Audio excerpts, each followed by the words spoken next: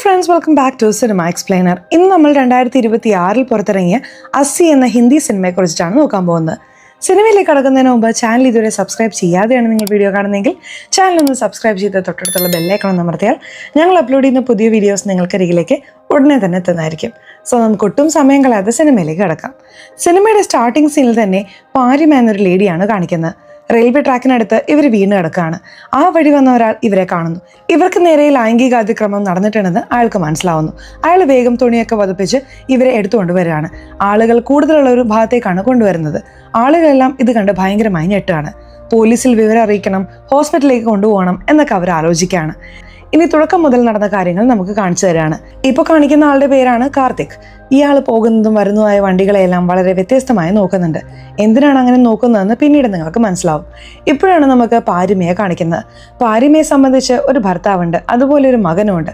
വളരെ സ്നേഹമുള്ള കുടുംബം, സന്തോഷകരമായ ജീവിതം എന്ന രീതിയിലാണ് പോയിക്കൊണ്ടിരിക്കുന്നത്. ഭർത്താവ് ഒരു ഡിപ്പാർട്ട്മെന്റൽ സ്റ്റോറിലാണ് ജോലി ചെയ്യുന്നത്. അതുപോലെ പാരിമ ഒരു സ്കൂളിൽ ടീച്ചറായി ജോലി ചെയ്യുന്നു. ഇവരാണ് ഇവരുടെ മകൻ. ഈ കുട്ടി കുറെ കുറുമ്പുകളൊക്കെ കാണിക്കുന്നുണ്ട്. അവനെ സ്കൂളിലേക്ക് റെഡിയാക്കിക്കൊണ്ടിരിക്കുകയാണ്. കാർത്തിക് എന്ന് പറയുന്ന ഒരാൾ വണ്ടിയൊക്കെ നോക്കി നിൽക്കുന്നുണ്ടായിരുന്നല്ലോ. അയാൾ ഇവരുടെ വീടിന് കുറച്ച് മാറിയാണ് താമസിക്കുന്നത്. സത്യത്തിൽ പാരിമയുടെ ഭർത്താവ് ജോലി ചെയ്യുന്ന സ്ഥലത്തെ മാനേജറാണ് ഇദ്ദേഹം. ഈ കാര്യങ്ങളെല്ലാമാണ് നമുക്ക് കാണിച്ചു തരുന്നത്. ഈ കാർത്തിക് റോഡിലൂടെ നടന്നു വരുമ്പോൾ ആ വഴി കാറിൽ വരുന്ന രാവി എന്നൊരാൾ ഇയാളെ ശ്രദ്ധിക്കുന്നു. എന്താണ് ഇയാൾ ഇവിടെ പോകുന്നത് എന്നൊക്കെ അവർ ഞെട്ടുകയാണ്. കാർ നിർത്തിയിട്ട് വേഗം കാർത്തികിനോട് സംസാരിക്കാനായി അവർ വരികയാണ്. ഈ കാർത്തിക് ആരാണെന്ന് വെച്ചാൽ രാവിയുടെ ചേട്ടനാണ്. ഈ ചേട്ടൻ ഒരു 6 മാസമായി വീട് വിട്ടിറങ്ങിയിട്ട് എവിടെ പോയി എന്തായി എന്നൊന്നും ഒരു വിവരമില്ലാതെ അവരന്വേഷിച്ച് നടക്കുകയായിരുന്നു. ഏട്ടത്തി ഏത് അവസ്ഥയിലാണുള്ളത്, നിങ്ങൾ എന്തിനാണ് അവരെ വിട്ടു പോകുന്നത് എന്നൊക്കെ ചേട്ടനോട് അവർ ചോദിക്കുന്നുണ്ട്. ഇയാളുടെ ഭാര്യയ്ക്ക് എന്തോ പറ്റിയിട്ടുണ്ട്, എന്തോ സീരിയസ് കണ്ടീഷനിലാണ്. ആ സമയത്താണ് ഇയാൾ വീട് വിട്ട് വന്നത്. നിങ്ങൾ എന്തിനാണ് ഇങ്ങനെ ചെയ്യുന്നത്? നിങ്ങൾക്കായി ഏടത്തി കുറെ വോയിസ് നോട്ടുകൾ റെഡിയാക്കി വെച്ചിട്ടുണ്ട്. ഈ വോയിസ് നോട്ടെങ്കിലും കേൾക്ക്, നിങ്ങളുടെ മനസ്സ് മാറാൻ സാധ്യതയുണ്ട്. വേഗം വാ ചേട്ടാ എന്നൊക്കെ പറഞ്ഞ് ആ വോയിസ് നോട്ടുകളെല്ലാം കൊടുത്തിട്ട് അനിയത്തി അവിടെ നിന്നും പോകുന്നു. പാരിമയുടെ ബന്ധുക്കളുടെ വീട്ടിൽ ഒരു ഫംഗ്ഷൻ നടക്കുകയാണ്. ഡാൻസ് ഒക്കെ കളിച്ച് വളരെ ജോളിയായി അവർ നിൽക്കുകയാണ്. ഭർത്താവ് ഭാര്യയെ കൊണ്ടുപോകാനായി വരുന്നു. പക്ഷെ ഭാര്യ പറയുന്നുണ്ട്, ഫംഗ്ഷൻ കഴിഞ്ഞിട്ടില്ല, പാർട്ടിയൊക്കെ കഴിയാൻ ലേറ്റ് ആവും, ഞാൻ തന്നെ വന്നോളാം എന്ന്. ശരി, ഓക്കെ എന്ന് പറഞ്ഞിട്ട് ഭർത്താവും അത് സമ്മതിച്ച് അവിടെ നിന്നും പോകുന്നു. ഇവർ ഫംഗ്ഷനെല്ലാം കഴിഞ്ഞ് തിരിക്കുകയാണ്. ട്രെയിനിലാണ് ഇവരുടെ ഏരിയയിലേക്ക് വന്നിറങ്ങുന്നത്. ഏരിയയിൽ ഇവർ നടന്നു പോകുമ്പോൾ പിന്നാലെ ഒരു കാർ ഇവരെ ഫോളോ ചെയ്യുന്നതായി ഇവർക്ക് തോന്നുന്നു. എന്താണ് ഒരു കാർ ഇത്ര നേരം ഫോളോ ചെയ്യുന്നത് എന്ന് കരുതി പേടിച്ച് അവർ വേഗത്തിൽ ഓടാൻ തുടങ്ങുന്നു. അതിനുള്ളിൽ ആ കാറിലുള്ള പയ്യന്മാരിറങ്ങി ഇവരെ വളയുന്നു. പിൻവഴിയിലൂടെ വന്ന് ലോക്ക് ചെയ്യാണ്. അതുകൊണ്ട് ആ പയ്യന്മാരുടെ മുഖം പോലും ഇവർക്ക് ശരിക്കും കാണാൻ കഴിയുന്നില്ല. ഒരു 4-5 പേർ ചേർന്നാണ് ഇവരെ പിടിച്ച് കാറിലേക്ക് കയറ്റി കൊണ്ടുപോകുന്നത്. അങ്ങനെ കൊണ്ടുപോകുമ്പോൾ അവരിവരുടെ മുഖത്തൊക്കെ മാറി മാറി അടിക്കുന്നുണ്ട്. അതിൽ ഒരു പയ്യൻ കുറച്ച് പേടിയുള്ള പ്രകൃതമാണ്. അവനാണ് കാറിന്റെ ഓണർ. എന്തിനാണ് ഇപ്പോൾ അടിക്കുന്നത്, നിർത്ത് എന്ന് അവൻ പറയുന്നുണ്ട്. പക്ഷെ ബാക്കിയുള്ളവർ കേൾക്കുന്ന മട്ടില്ല. അതിലൊരുത്തൻ ഇവർ ചെയ്യുന്നതെല്ലാം വീഡിയോ എടുക്കുകയാണ്. മാറി മാറി അവരവരോട് അതിക്രമം കാണിക്കുന്നു എന്ന് നമുക്ക് മനസ്സിലാവുന്നുണ്ട്. ആ കൂട്ടത്തിൽ ഒരാൾ മാത്രം കുറച്ച് പ്രായമുള്ള ആളായി തോന്നുകയാണ്. അതായത് ഒരു 40 വയസ്സ് പ്രായമുള്ള ഒരാളെ പോലെ. ഇപ്പോൾ നമുക്ക് പാരിമയുടെ ഭർത്താവിനെ കാണാം. കോൾ ചെയ്യാമെന്ന് കരുതി അയാൾ കോൾ ചെയ്യുന്നുണ്ട്. ഫോൺ ആ സ്ഥലത്ത് അടിക്കുന്നുണ്ട്. എന്നാൽ ആ 4 പേരും അതൊന്നും ശ്രദ്ധിക്കാതെ അതിക്രമം തുടരുകയാണ്. സമയം കടന്നു പോകുന്തോറും ഭർത്താവിന് പേടിയാവാണ്. ഈ സമയത്ത് ഭാര്യ വരേണ്ടതായിരുന്നല്ലോ എന്ന് കരുതി കോൾ ചെയ്ത് അന്വേഷിക്കുന്നു. അവൾ എപ്പോഴേ അവിടെ നിന്ന് ഇറങ്ങി എന്ന് അവരും പറയുന്നുണ്ട്. നേരെ പോലീസ് സ്റ്റേഷനിൽ പോയി അദ്ദേഹം കംപ്ലൈന്റ് ചെയ്യുന്നു. അവർ അതിക്രമം കാണിച്ചില്ലേ, അങ്ങനെ തന്നെ റെയിൽവേ ട്രാക്കിൽ ഇട്ടിട്ട് പോകാമെന്ന് കരുതി അവിടെ ഇട്ടിട്ട് പോവാണ്. ട്രെയിൻ കയറി മരിച്ചോട്ടെ എന്ന് കരുതിയിട്ടാണ് അങ്ങനെ ചെയ്യുന്നത്. എന്നാൽ ട്രെയിൻ വന്നിട്ടുണ്ടായിരുന്നില്ല. അവർ നടുക്ക് തന്നെ കിടക്കുകയായിരുന്നു. ഇങ്ങനെ ചെയ്തവർ കാർ ഒരു സ്ഥലത്ത് നിർത്തുകയാണ്. അതുപോലെ ഡ്രസ്സ് മാറ്റാൻ വേണ്ടി അവർക്ക് പരിചയമുള്ള ഒരു തുണിക്കടയിൽ വന്ന് ഡ്രസ്സെല്ലാം മാറുന്നു. നേരത്തെ ഇട്ടിരുന്ന ഡ്രസ്സ് കത്തിച്ച് കളയാൻ വേണ്ടി ഒരു ഭാഗത്തേക്ക് കൊണ്ടുപോയി കത്തിക്കുകയാണ്. ക്രൈം ചെയ്തിട്ടുണ്ട്, പ്രശ്നം വരുമെന്ന് അറിഞ്ഞുകൊണ്ട് തന്നെയാണ് ഇവന്മാർ ഇതൊക്കെ ചെയ്യുന്നത്. എൻ്റെ ഭാര്യയെ കാണാനില്ല എന്ന് കംപ്ലൈന്റ് കൊടുത്ത ഭർത്താവിന് ഇപ്പോൾ പോലീസിൽ നിന്നും കോൾ വരുന്നു. ഹോസ്പിറ്റലിൽ എത്തുമ്പോഴാണ് ഭാര്യയ്ക്ക് എന്താണ് സംഭവിച്ചതെന്ന് അയാൾക്ക് മനസ്സിലാവുന്നത്. എന്നാൽ അയാളുടെ മകന് ഇതൊന്നും അറിയില്ലല്ലോ. അമ്മയ്ക്ക് എന്ത് പറ്റി എന്നൊക്കെ ആ കുട്ടി ആലോചിച്ചിരിക്കുകയാണ്. ഇപ്പോൾ അകത്ത് സ്റ്റേറ്റ്മെന്റ് എടുക്കാൻ വേണ്ടി ആളുകൾ വരുന്നു. എന്താണ് സംഭവിച്ചതെന്ന് വ്യക്തമായി പറയൂ എന്ന് അവർ ചോദിക്കുകയാണ്. ഇവർ കഷ്ടപ്പെട്ട് നടന്ന കാര്യങ്ങളെല്ലാം പറയുന്നു. ഇവരുടെ സ്റ്റേറ്റ്മെന്റിൽ എന്താണ് പറയുന്നതെന്ന് വെച്ചാൽ, ചില പയ്യന്മാരാണ് അതിക്രമം കാണിച്ചത്, ഇങ്ങനെയാണ് നടന്നത് എന്ന കാര്യങ്ങളെല്ലാം അവർ പറയുന്നു. കാർത്തിക്, അതായത് ഭർത്താവിന്റെ കൂടെ ജോലി ചെയ്യുന്ന ആളുണ്ടല്ലോ, അയാളും ഈ സ്ഥലത്തേക്ക് വരുന്നു. അതുപോലെ പോലീസുകാർ ആ സ്പോട്ടിലേക്ക് പോകാൻ തീരുമാനിക്കുകയാണ്. അതായത് ആ പയ്യന്മാർ ഇവരെ കൊണ്ടിട്ട സ്ഥലത്ത് വന്ന് എന്തെങ്കിലും തെളിവ് കിട്ടുമോ എന്ന് നോക്കുകയാണ്. അതുകൂടാതെ ഇവരെ തട്ടിക്കൊണ്ടുപോയ സ്ഥലത്തും വരുന്നുണ്ട്. അവിടെ എന്തെങ്കിലും കിട്ടുമോ എന്ന് നോക്കുന്നുണ്ട്. മകൻ അറിയാതെ ഈ കാര്യങ്ങളെല്ലാം നോക്കണം എന്ന് അച്ഛൻ വിചാരിക്കുകയാണ്. മകനാണെങ്കിൽ എന്താണ് നടന്നത് എന്ന് ചോദിച്ചുകൊണ്ടേയിരിക്കുകയാണ്. ഒരു CCTVയിൽ ഇവന്മാരുടെ കാറ് കുടുങ്ങുന്നു. ആ കാറ് വഴി ആ കാർ ഓണറുടെ മകനെ കണ്ടുപിടിക്കുന്നു. ആ പയ്യൻ വഴി ഓരോ ഫ്രണ്ട്സിനെയും ഇവർ കണ്ടുപിടിക്കുന്നു. ഇതുവരെ 3 പേരെ പിടികൂടിയിട്ടുണ്ട്. ഇപ്പോൾ 4ാമനെ പിടിക്കാൻ വേണ്ടിയിട്ടാണ് വന്നിരിക്കുന്നത്. നമുക്കറിയാലോ അവരാണ് സത്യത്തിൽ ഈ സംഭവം ചെയ്തതെന്ന്. ഇപ്പോൾ പോലീസുകാർ കൃത്യമായി ഈ 4 പേരെയും പിടികൂടുന്നു. കാർ ഓണറായ ഒരു പയ്യനെ കാണിച്ചില്ലേ, അവൻ്റെ അച്ഛൻ കുറച്ച് കാശുള്ള ആളാണ്. അതുകൊണ്ട് അദ്ദേഹം വലിയൊരു വക്കീലിനെ കാണുകയാണ്. എൻ്റെ മകനെ എങ്ങനെയെങ്കിലും രക്ഷിക്കണം എന്ന് പറയുന്നു. വിഷമിക്കണ്ട, ഞാൻ നോക്കിക്കൊള്ളാം എന്ന് ആ വക്കീൽ പറയുന്നുണ്ട്. ഈ ഭർത്താവ് ഭാര്യയെ കാണാൻ വരുമ്പോൾ മകനെ അടുത്ത വീട്ടിലെ ആൻറ്റിയുടെ അടുത്താണ് ആക്കിയിട്ട് വരുന്നത്. ആ ആൻറ്റി നടന്ന കാര്യങ്ങളെല്ലാം എന്നോട് പറഞ്ഞു എന്ന് ഈ മകൻ പറയുന്നുണ്ട്. ഇയാളും ഭയങ്കരമായി ഞെട്ടിപ്പോവാണ്. അയ്യോ, മകൻ അറിയരുതെന്ന് വിചാരിച്ചതാണല്ലോ, ഇപ്പോൾ അറിഞ്ഞല്ലോ എന്ന് കരുതി അയാൾ വിഷമിക്കുകയാണ്. ഭർത്താവില്ലാത്ത സമയത്ത് കാർത്തിക്കാണ് ആ സ്ഥലത്തിരിക്കുന്നത്. അവർക്ക് കുറച്ച് സുഖമില്ല, പോയി നോക്ക് എന്ന് നേഴ്സ് പറയുന്നുണ്ട്. ഇയാളും എന്താണ് കാര്യം എന്ന് നോക്കാൻ ആ സ്ഥലത്തേക്ക് വരുന്നു. ഭർത്താവല്ല, കാർത്തിക്കാണ് വന്നതെന്ന് അവർക്ക് മനസ്സിലാവുന്നു. കാർത്തിക്കിനോട് നടന്ന കാര്യങ്ങളെല്ലാം പറഞ്ഞ് അവർ ഭയങ്കരമായി കരയാണ്. അവരങ്ങനെ കരയുന്നത് കണ്ട് കാർത്തിക്കിനും വളരെ സങ്കടമാവുന്നു. കാരണം ഇയാളുടെ ഭാര്യയ്ക്കും എന്തോ സംഭവിച്ചിട്ടുണ്ടല്ലോ, അതിനെക്കുറിച്ചൊക്കെ അയാൾ ചിന്തിക്കുകയാണ്. ഇയാളുടെ ഭാര്യയ്ക്ക് എന്താണ് സംഭവിച്ചതെന്ന് നമുക്കറിയില്ല. ഇയാളുടെ ഭാര്യയുടെ വോയിസ് നോട്ട് ഇപ്പോഴാണ് അയാൾ കേൾക്കുന്നത്. നിങ്ങളുടെ ഭാഗത്ത് ഒരു തെറ്റുമില്ല, നിങ്ങൾക്ക് കഴിയുന്നത്ര നിങ്ങൾ ശ്രമിച്ചു, കഴിഞ്ഞില്ലെങ്കിൽ നിങ്ങൾ എന്ത് ചെയ്യും? എൻ്റെ മുഖം കാണാൻ നിങ്ങൾക്ക് കുറ്റബോധമുണ്ടെന്ന് എനിക്കറിയാം, തിരിച്ചു വാ എന്ന് മാത്രമാണ് ഭാര്യ റെക്കോർഡ് ചെയ്ത് വെച്ചിരിക്കുന്നത്. യഥാർത്ഥത്തിൽ എന്താണ് സംഭവിച്ചതെന്ന് അറിയാമോ? ഇയാളും ഇയാളുടെ ഭാര്യയും റോഡ് ക്രോസ് ചെയ്യുകയായിരുന്നു. അയാൾ കൈവിട്ട് കുറച്ച് മുന്നോട്ട് പോയിട്ടുണ്ടായിരുന്നു. ആ സമയത്ത് മദ്യപിച്ച് വന്ന ഒരുത്തൻ ഭാര്യയെ ഇടിച്ചു തെറിപ്പിച്ചു. മദ്യപിച്ച് വന്ന അവൻ്റെ മേലാണ് തെറ്റ്, ഭാര്യയുടെ മേലെ ഒരു തെറ്റുമില്ല. കാരണം സാധാരണയായാണ് അവർ റോഡിലൂടെ പോയത്. അവൻ ഇടിച്ചു തെറിപ്പിച്ചതാണ്. അവന് ശിക്ഷ വാങ്ങിക്കൊടുക്കാൻ കാർത്തിക് ഒരുപാട് ശ്രമിച്ചു. എന്നാൽ ഇയാൾക്കൊന്നും ചെയ്യാൻ കഴിഞ്ഞിട്ടുണ്ടായിരുന്നില്ല. ആ കുറ്റബോധത്തിലാണ് ഇയാൾ കഷ്ടപ്പെടുന്നത് എന്ന് നമുക്ക് മനസ്സിലാവുന്നു. ഇതിനായി ഒരു ഡോക്ടറുടെ അടുത്ത് തെറാപ്പിയൊക്കെ എടുക്കുന്നുണ്ട് ഇയാൾ. ആ ഡോക്ടറും ആ വിഷയത്തിൽ നിന്ന് പുറത്തു വരാൻ പറയുന്നുണ്ട്. ഈ കാർത്തിക്കിന് ഒരു അനിയത്തി ഉണ്ടായിരുന്നല്ലോ, അവർ ലോയറാണ്. അവര് ഏട്ടത്തിയുടെ കേസ് കൈകാര്യം ചെയ്തു. എന്നാൽ പ്രതിക്ക് ശിക്ഷ വാങ്ങിക്കൊടുക്കാൻ കഴിഞ്ഞിട്ടുണ്ടായിരുന്നില്ല. ഈ കേസ് നീ തന്നെ കൈകാര്യം ചെയ്യണം, ഈ കേസിൽ പാരമ്യയ്ക്ക് വേണ്ടി നീ തന്നെ ഹാജരാവണം എന്ന് അയാൾ പറയാണ്. അവരും ശരിയെന്ന് സമ്മതിക്കുന്നു. ഇപ്പോൾ ബന്ധപ്പെട്ട ആ 4 പേരെയും കൊണ്ടുവരുന്നുണ്ട്. കേസും നടക്കാൻ തുടങ്ങുന്നു. അതായത് ആദ്യം കേസ് എടുക്കുമോ എന്ന് തീരുമാനിക്കുന്ന ഒരു നടപടി ഉണ്ടല്ലോ, അതാണ് നടക്കുന്നത്. തീർച്ചയായിട്ടും ഈ കേസ് എടുക്കണം, ഈ 4 പേര് തന്നെയാണ് അതിക്രമം നടത്തിയത് എന്നൊക്കെ അവർ പറയുന്നുണ്ട്. എന്നാൽ എതിർഭാഗം വക്കീലുണ്ടല്ലോ, ആ പയ്യന്മാർക്ക് അനുകൂലമായി സംസാരിക്കുന്ന വക്കീൽ, അതൊക്കെ റിപ്പോർട്ട് വന്നാലേ പറയാൻ പറ്റൂ, അതിനു മുമ്പ് ഇവർ തന്നെയാണ് ചെയ്തതെന്ന് പറയരുത് എന്നൊക്കെ പറയുന്നുണ്ട്. ഇവർ രണ്ടുപേരും സംസാരിക്കുന്നത് കേട്ടുകൊണ്ടിരുന്ന ജഡ്ജി ഈ കേസ് ഞാൻ എടുക്കുന്നു എന്ന് പറയുന്നു. പോലീസ് ടീമിൽ ഷാഹുൽ എന്ന് പറയുന്ന ഒരാളുണ്ട്. അയാൾ വളരെ സത്യസന്ധനായ ആളാണ്. അയാളാണ് ഈ 4 പേരെയും വളരെ വേഗം പിടികൂടിയത്. അയാളോട് സംസാരിച്ച് ചില സത്യങ്ങളൊക്കെ ഇവർ മനസ്സിലാക്കുന്നുണ്ട്. അതേസമയം ഇരയായ പാരിമയോട് സംസാരിക്കണം എന്നവർ കരുതുകയാണ്. ഇപ്പൊ പാരിമയെ ഇരുത്തി ഇവർ സംസാരിക്കുന്നു. അങ്ങനെ സംസാരിക്കുമ്പോൾ ആ 4 പേരെയും പോലീസ് പിടികൂടി ഞാൻ അവർക്ക് ശിക്ഷ വാങ്ങിത്തരും എന്നൊക്കെ അവർ പറയുന്നുണ്ട്. 4 പേരോ? മൊത്തം 5 പേരുണ്ടായിരുന്നല്ലോ എന്ന് പാരിമ പറയാണ്. പാരിമ അന്ന് മയക്കത്തിൽ പറഞ്ഞില്ലേ, അത് വെച്ച് 4 പേരെന്ന് കരുതി പോലീസ് 4 പേരെ മാത്രമാണ് പിടിച്ചത്. മൊത്തം 5 പേരുണ്ടെന്ന് പാരിമ പറയുന്നു. 5 പേരാണോ? ശരി, ഞാൻ നോക്കിക്കൊള്ളാം എന്ന് പറഞ്ഞ അവരും സമ്മതിക്കുകയാണ്. മൊത്തം 5 പേരുണ്ട്, ആ ഒരാളെ കൂടി കണ്ടുപിടിക്കണം എന്ന് പോലീസിനോട് പറയുന്നു. ഇപ്പൊ കോടതിയിൽ ഈ കേസ് വരുന്നു. ആ വക്കീൽ എന്താണ് പറയുന്നതെന്ന് വെച്ചാൽ, റിപ്പോർട്ട് വന്നിട്ടുണ്ട് മാഡം, റിപ്പോർട്ടിൽ ഈ 4 പേർക്കും അതുമായി ബന്ധമില്ല എന്നാണ് വന്നിട്ടുള്ളത്. കാരണം സാമ്പിൾ മാച്ച് ആയിട്ടില്ല എന്നയാൾ പറയുന്നു. ഇപ്പൊ എന്ത് പറയുന്നു എന്ന് ജഡ്ജി രാവിയോട് ചോദിക്കുന്നു. രാവി പറയുന്നത്, മാഡം, ആ ഗ്യാങ്ങിൽപ്പെട്ട ഒരു പയ്യന്റെ അച്ഛൻ വലിയ ആളാണ്, അയാൾ തന്റെ സ്വാധീനം ഉപയോഗിച്ച് സാമ്പിൾ തന്നെ മാറ്റാൻ സാധ്യതയുണ്ട് എന്നവർ പറയുന്നു. എതിർഭാഗം വക്കീൽ ഭയങ്കരമായി ദേഷ്യപ്പെടുകയാണ്. എന്താണ് ഇവർ ഇങ്ങനെ സംസാരിക്കുന്നത്? ആ ഡോക്ടർമാര് കൈക്കൂലി വാങ്ങിയെന്നാണോ പറയുന്നത്? അങ്ങനെയൊന്നും അവർ ചെയ്യില്ല എന്നൊക്കെ അയാൾ പറയുന്നുണ്ട്.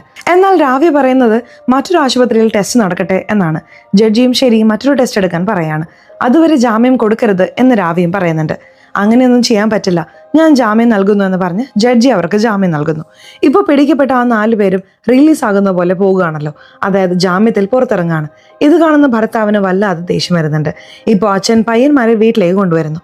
വീട്ടിൽ വരുമ്പോഴാണ് ഒരു കാര്യം അറിയുന്നത്. ഇയാളുടെ മകളുടെ വിവാഹ നിശ്ചയ ഫംഗ്ഷൻ നടക്കുകയാണ് അവിടെ. അമ്മയും ബന്ധുക്കളും പാർട്ടിയും ഒക്കെ ചെയ്യുകയാണ്. അച്ഛൻ മാത്രം റൂമിലേക്ക് വരുന്നു. റൂമിലേക്ക് വന്ന അദ്ദേഹം വേഗം തന്റെ തോക്കെടുക്കുകയാണ്. ആ തോക്ക് വെച്ച് അയാൾ തന്നെ സ്വയം വെടിവെക്കാൻ നോക്കുന്നു. മകൻ തന്നെയാണ് വേണ്ട വേണ്ട എന്ന് പറഞ്ഞ് തടയുന്നത്. ശബ്ദം കേട്ട് അമ്മയും അവിടേക്ക് ഓടി വരികയാണ്. എന്തിനാണ് നിങ്ങൾ ഈ തീരുമാനം എടുക്കുന്നത് എന്ന് ചോദിക്കുകയാണ്. നിന്റെ മകൻ സത്യത്തിൽ ആ തെറ്റ് ചെയ്തിട്ടുണ്ട്, അവനെ രക്ഷിക്കാൻ വേണ്ടിയിട്ടാണ് ഞാൻ ശ്രമിക്കുന്നത്. കാറ് കാണാതായി അങ്ങനെ ഇങ്ങനെയെന്ന് പറഞ്ഞ് ഞാൻ എന്തൊക്കെയോ കള്ളങ്ങൾ പറയുകയാണ്. യഥാർത്ഥത്തിൽ നിന്റെ മകൻ അത് ചെയ്തിട്ടുണ്ട് എന്ന് അയാൾ പറയുന്നു. മകനും ഒന്നും മിണ്ടാതിരിക്കുകയാണ്. മകൻ അത് ചെയ്തിട്ടുണ്ടെന്ന് അമ്മയ്ക്ക് മനസ്സിലാവുന്നു. അമ്മ എന്താണ് പറയുന്നതെന്ന് വെച്ചാൽ, മകൻ അറിയാതെ ചെയ്തു പോയതാണ്, നമ്മുടെ മകനെ നമ്മളല്ലേ രക്ഷിക്കേണ്ടത്. അതുപോലെ നമുക്കൊരു മകളില്ലേ, മകനാണ് ഈ തെറ്റ് ചെയ്തതെന്ന് അറിഞ്ഞാൽ ആ കല്യാണം ക്യാൻസൽ ആവും, മകളുടെ ജീവിതം നശിക്കും. അതുകൊണ്ട് എന്തെങ്കിലും ചെയ്ത് മകനെ രക്ഷിക്കണം. മകൻ ഈ കേസിൽ പെടാൻ പാടില്ല എന്നവർ പറയുന്നു. ആ സംഭവം നടക്കുമ്പോൾ തന്നെ ഒരുത്തൻ മാത്രം വേണ്ട വേണ്ട എന്ന് പറഞ്ഞിരുന്നില്ലേ, അവൻ ഇവനാണ്. ഇപ്പോഴും ഇവൻ വിഷമിക്കുന്നുണ്ട്. ഇപ്പോൾ അവിടെ നിന്നും കട്ട് ചെയ്ത് പാരിമേട് വീടാണ് കാണിക്കുന്നത്. ഇപ്പോൾ അവരെ വീട്ടിലേക്ക് കൊണ്ടുവന്നല്ലോ. അയൽവാസികളെല്ലാവരും ആശ്വസിപ്പിക്കാനായി വീട്ടിലേക്ക് വന്ന് സംസാരിക്കുന്നു. രാത്രി ഭർത്താവ് പാരിമേട് മേൽ കൈവയ്ക്കുകയാണ്. എന്നാൽ ഇവർക്ക് പെട്ടെന്ന് വല്ലാത്തൊരു അസ്വസ്ഥത തോന്നുന്നു. സോറി എന്ന് ഭർത്താവ് പറയുന്നുണ്ട്. അവരും നടന്ന കാര്യങ്ങളൊക്കെ ഓർത്ത് വിഷമിക്കുകയാണ്. ഞാൻ ജോലിക്ക് പോയാലേ ശരിയാവൂ, ജോലിക്ക് പോകാൻ പോവാണെന്ന് അവർ പറയുന്നുണ്ട്. രണ്ടുപേരും ജോലിയുടെ കാര്യം സംസാരിക്കാനായി വരികയാണ്. എന്നാൽ അവിടെയുള്ള പ്രിൻസിപ്പൽ മാഡം ഇപ്പോൾ വേണ്ട എന്ന് പറയാണ്. എന്താണ് മാഡം ഇങ്ങനെ പറയുന്നത്? എല്ലാവരും വലിയ കുട്ടികളല്ലേ, അവർക്ക് മനസ്സിലാകും എന്നൊക്കെ ഇവർ പറയുന്നുണ്ട്. അതിന് ഈ പ്രിൻസിപ്പൽ മാഡം കുറച്ച് പേപ്പറുകൾ എടുത്ത് ഇവരെ കാണിക്കുന്നുണ്ട്. അതായത് സ്കൂൾ കുട്ടികൾക്ക് ഒരുപാട് ഗ്രൂപ്പുകൾ ഉണ്ടാവുമല്ലോ, ആ ഗ്രൂപ്പിൽ വളരെ മോശമായ പല കാര്യങ്ങളും സംസാരിച്ചിട്ടുണ്ട്. ഇരയായ പാരിമയെ കളിയാക്കിക്കൊണ്ട് ഒരുപാട് കാര്യങ്ങൾ അവർ സംസാരിച്ചിട്ടുണ്ടായിരുന്നു. ഇവരെന്തിനാണ് രാത്രി ആ സ്ഥലത്തേക്ക് പോയത് എന്ന് തെറ്റായി സംസാരിച്ചു. ഇതൊക്കെ നീ വന്നതിന് ശേഷം നിന്റെ കേൾക്കുകയും അവർ സംസാരിക്കും. തീർച്ചയായിട്ടും നിനക്കത് കൈകാര്യം ചെയ്യാൻ കഴിയില്ല.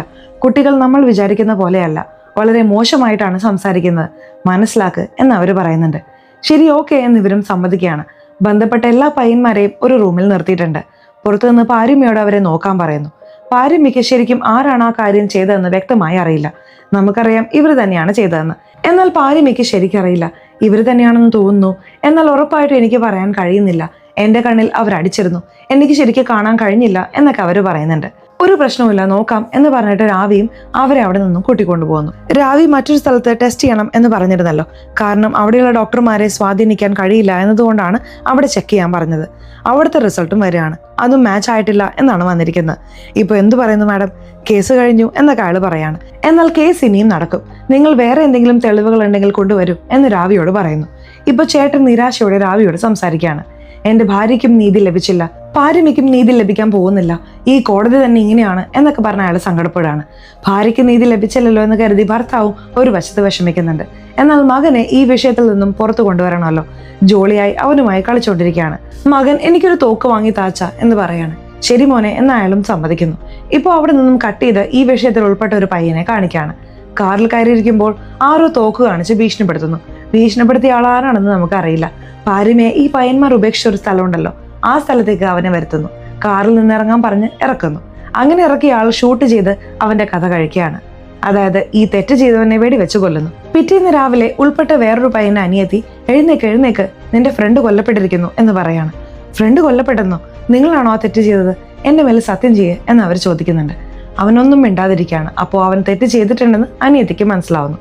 എങ്ങനെയാടാ നീ ഇങ്ങനെ ഒരു തെറ്റ് ചെയ്തത് എന്ന് പറഞ്ഞ് അവർ ചീത്ത വിളിക്കുകയാണ്. എന്തോ അറിയാതെ ചെയ്തു പോയി, എന്നോട് ക്ഷമിക്ക് എന്നൊക്കെ അവൻ ചോദിക്കുന്നുണ്ട്.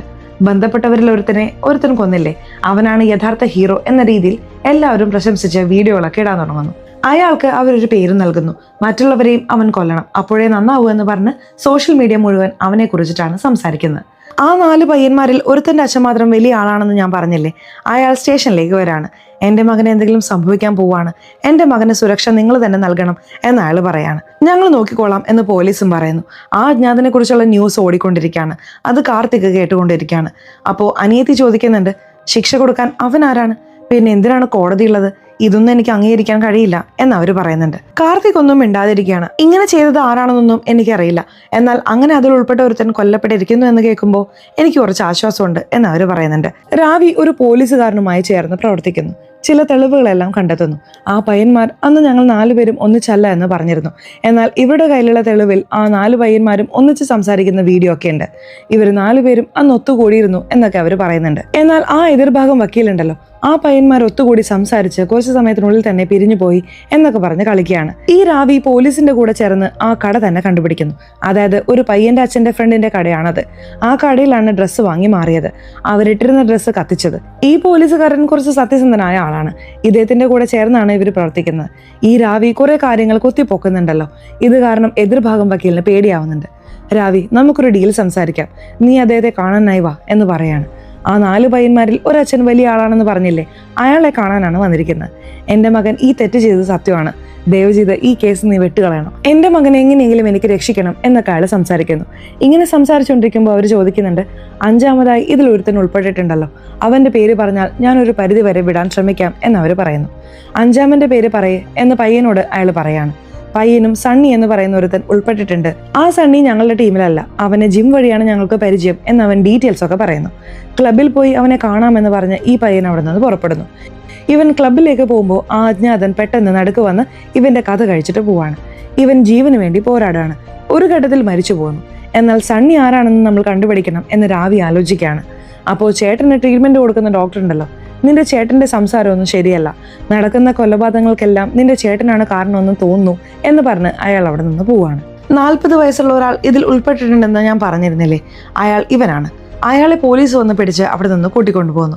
ഇതേ സമയം രാവി വന്ന് കാർത്തികിനോട് സംസാരിക്കാനായി വരുന്നു. നീയാണോ ഈ കാര്യങ്ങൾ ചെയ്തുകൊണ്ടിരിക്കുന്നത് എന്ന് ചോദിക്കുകയാണ്. ഇയാളൊന്നും മിണ്ടാതെ നിൽക്കാണ്. ഒന്നും പറയാതെ നിൽക്കുകയാണെങ്കിൽ നീ തന്നെയാണ് ഇപ്പോൾ ഇത് ചെയ്യുന്നത്, മണ്ടനെ പോലെ ചെയ്യരുത്, ഇങ്ങനെയൊന്നും ചെയ്യാൻ പാടില്ല എന്നൊക്കെ പറഞ്ഞ് വഴക്ക് പറയുന്നു. ചേട്ടൻ ഒന്നും മിണ്ടുന്നില്ല. ഇവിടെ നിന്നും പൊക്കോളൂ എന്ന് പറഞ്ഞ് വാതിൽ തുറന്നു വെക്കുന്നു. അവരും രൂക്ഷമായി നോക്കിയിട്ട് അവിടെ നിന്നും പോവാണ്. സണ്ണിയെ പോലീസ് കൊണ്ടുപോയി. സണ്ണിയുടെ ഭാര്യയോട് സംസാരിച്ച് എന്തെങ്കിലും സഹായം കിട്ടുമോ എന്ന് അവർ ആലോചിക്കുകയാണ്. ഇപ്പോൾ സണ്ണിയുടെ ഭാര്യയെ കണ്ട് സംസാരിക്കാൻ വരുന്നു.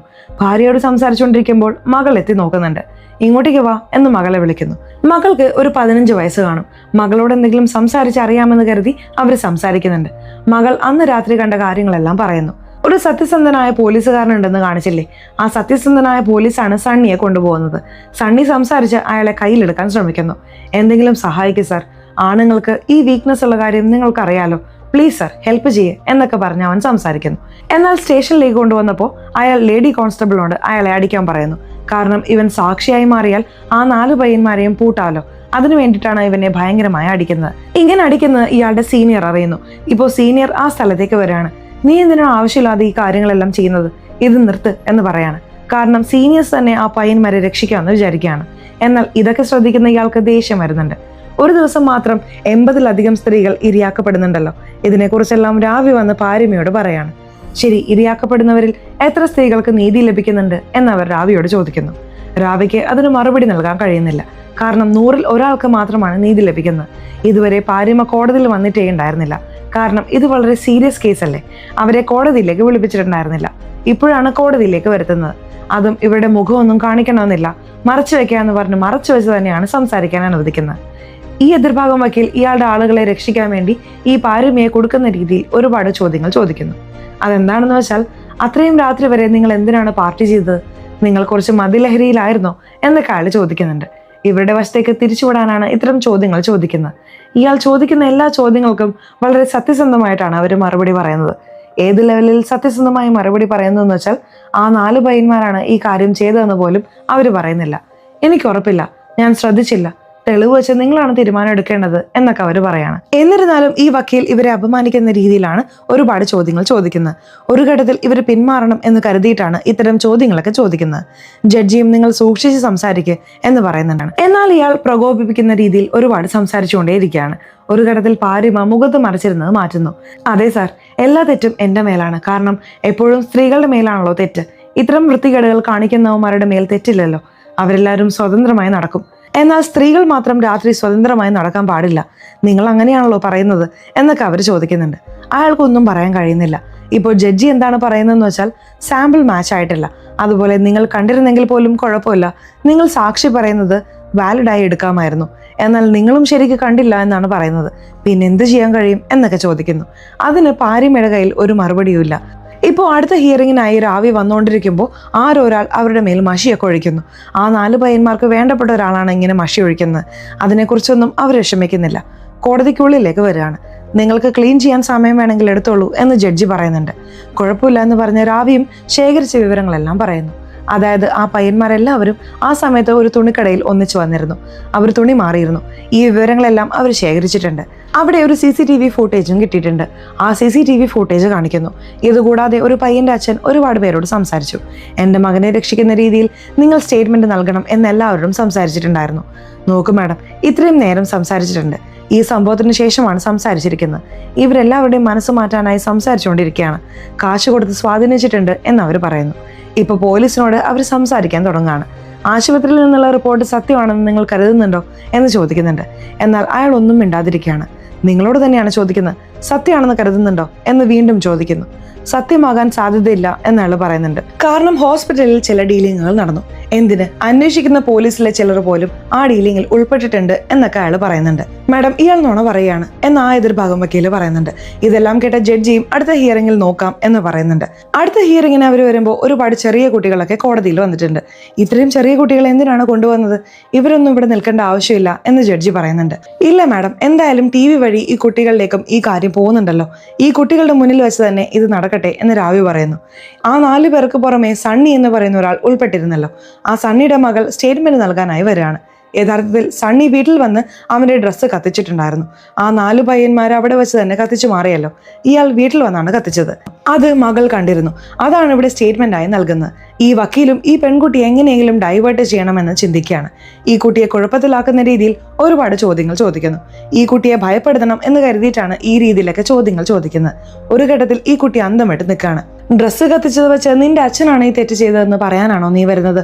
നിന്റെ അച്ഛൻ തെറ്റ് ചെയ്യുന്നത് നീ കണ്ടോ എന്ന് ചോദിക്കുകയാണ്. ഈ കുട്ടി കണ്ടു എന്ന് പറയുന്നു. ഈ കുട്ടി എങ്ങനെ കണ്ടു എന്ന് എല്ലാവരും ഞെട്ടാണ്. അതിന് ആ കുട്ടി പറയുന്നുണ്ട്, എൻ്റെ അച്ഛൻ ഇവർക്ക് നേരെ ചെയ്തത് ഞാൻ കണ്ടിട്ടില്ല. എൻ്റെ അമ്മയോട് എന്നും മോശമായി പെരുമാറും, അത് ഞാൻ കണ്ടിട്ടുണ്ട് എന്ന് പറയുന്നു. അതായത് ആരോ അടിച്ചതായി കാണിച്ചില്ലേ, ഇയാൾ തന്നെയാണ് അവരെ ഭയങ്കരമായി അടിച്ചതെന്ന് തോന്നുന്നു. അതിനുശേഷം അതിക്രമം കാണിച്ചിട്ടുണ്ട്. ഈ കുട്ടി പറഞ്ഞ സ്റ്റേറ്റ്മെന്റ് വാലിഡായി എടുക്കുകയാണ്. മറ്റൊരു വശത്ത് കാർത്തിക്കാണ് ആ 2 കൊലപാതകങ്ങളും ചെയ്തത്. ഞാനാണ് കൊലപാതകം ചെയ്തതെന്ന് പറഞ്ഞ് പോലീസിന് മുന്നിൽ അയാൾ തന്നെ കീഴടങ്ങുന്നു. ഇപ്പോൾ രാവി സംസാരിക്കുന്നത് നമ്മളെ കാണിച്ചു തരാണ്. ഇതിനകം തന്നെ ഒരാൾ 2 പേരെ കൊന്നുകളഞ്ഞു. ബാക്കിയുള്ളത് ഈ 3 പേരാണ്. ഈ 3 പേർക്കും നിങ്ങൾ ശരിയായ ശിക്ഷ നൽകിയാലേ നിയമത്തിൽ എല്ലാവർക്കും വിശ്വാസം വരും. ഇല്ലെങ്കിൽ എല്ലാവരും നിയമം കയ്യിലെടുക്കാൻ തുടങ്ങും എന്നൊക്കെ അവർ സംസാരിക്കുന്നു. അപ്പോൾ ഇവർ ഹാജരാക്കേണ്ട എല്ലാ തെളിവുകളും ഹാജരാക്കിയല്ലോ. ജഡ്ജിയാണ് വിധി പറയേണ്ടത്. ഇപ്പോൾ ജഡ്ജിയും കുറച്ചു നേരം സമയമെടുക്കുകയാണ്. അതിനുശേഷം അവരുടെ തീരുമാനത്തെക്കുറിച്ച് പറയുന്നു. ഈ പെൺകുട്ടി പറഞ്ഞത് കോടതി കണക്കിലെടുക്കുന്നു എന്ന് പറഞ്ഞാണ് വിധി പറയാൻ തുടങ്ങുന്നത്. ഈ കാർത്തികിനെ കോടതിയിൽ ഹാജരാക്കാണ്. ഇയാൾ 2 കൊലപാതകം ചെയ്തു എന്ന് സമ്മതിച്ചല്ലോ. ഇയാളെ കസ്റ്റഡിയിലെടുത്ത് ചോദ്യം ചെയ്യണം എന്ന് മറ്റൊരു ജഡ്ജി പറയുന്നു. ഇപ്പോൾ ഈ ജഡ്ജി സംസാരിക്കുന്നത് നമ്മളെ കാണിച്ചു തരുന്നുണ്ട്. ഈ 3 പേരും കുറ്റം ചെയ്തിട്ടുണ്ട് എന്ന് തെളിയിക്കപ്പെട്ടിരിക്കുന്നു. ഈ 3 പേർക്കും ഈ ശിക്ഷ നൽകുന്നു എന്ന് അവർ പറയുന്നുണ്ട്. നീതി ലഭിച്ചു എന്ന് എല്ലാവർക്കും അവിടെ ആശ്വാസമാവുന്നുണ്ട്. കാർത്തികിനെ കസ്റ്റഡിയിലെടുത്ത് കൊണ്ടുപോകുന്നുണ്ടല്ലോ. അപ്പോൾ രാവി ഇത് ശ്രദ്ധിക്കുന്നുണ്ട്. ചേട്ടൻ കീഴടങ്ങി എന്ന് അവർ ചിന്തിക്കുകയാണ്. ഇപ്പൊ കൊണ്ടുപോകുമ്പോൾ ഉൾപ്പെട്ട ഒരു പയ്യന്റെ അച്ഛനുണ്ടല്ലോ, തോക്കുമായി വന്ന് ഈ കാർത്തികിനെ തോന്നിയ പോലെ വെടിവെക്കുകയാണ്. കഴുത്തിൽ ബുള്ളറ്റ് തറച്ച് അയാൾ താഴെ വീഴാണ്. ഇപ്പോൾ അനിയത്തിയും അടുത്തേക്ക് ഓടി വന്ന് എന്താണ് സംഭവിച്ചത് എന്ന് നോക്കാണ്. ഇപ്പോൾ കാർത്തിക് ജീവന് വേണ്ടി പോരാടുകയാണ്. എല്ലാവരും അടുത്തു വന്ന് എന്താണ് സംഭവിച്ചത് എന്ന് നോക്കുന്നുണ്ട്. ഉടനെ തന്നെ ഈ സ്ഥലത്തേക്ക് ആംബുലൻസ് വരുത്തി വേഗത്തിൽ ഇവിടെ നിന്നും അയാളെ കൊണ്ടുപോകുന്നു. ഇയാൾക്ക് എന്ത് സംഭവിക്കുന്നു എന്ന് കാണിക്കാതെ തന്നെ ഈ സീൻ കട്ട് ചെയ്യുകയാണ്. അങ്ങനെ കുറച്ച് മാസങ്ങൾ കടന്നു പോകുന്നു. ഇപ്പോൾ ഈ പാരിമ പൂർണ്ണമായും അതിൽ നിന്നെല്ലാം പുറത്തു വന്നു എന്ന് നമ്മളെ കാണിക്കുന്നു. മകൻ മുന്നിൽ നടന്നു പോവാണ്. അവർ ഭർത്താവിനോട് സംസാരിച്ച് ചിരിച്ചുകൊണ്ട് നടന്നു വരികയാണ്. ഇപ്പോൾ ഭർത്താവിനെ വിട്ടിട്ട് അവരവരുടെ ജോലിക്ക് പോവാണ്. അതായത് അതിൽ നിന്നും അവർ പുറത്തു വന്നു എന്ന് കാണിച്ച് നമുക്ക് ഈ സിനിമയുടെ കഥ അവസാനിപ്പിക്കുന്നു. സോ സിനിമ എങ്ങനെയുണ്ടായിരുന്നു? ഇഷ്ടപ്പെട്ടോ? സിനിമയെ കുറിച്ചിട്ടുള്ള നിങ്ങളുടെ അഭിപ്രായങ്ങൾ തീർച്ചയായിട്ടും കമന്റ് ബോക്സിൽ രേഖപ്പെടുത്തണേ.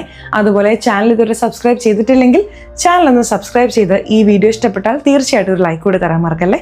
സോ ഇനി അടുത്തൊരു വീഡിയോയിൽ കാണുന്നവരെ ബൈ.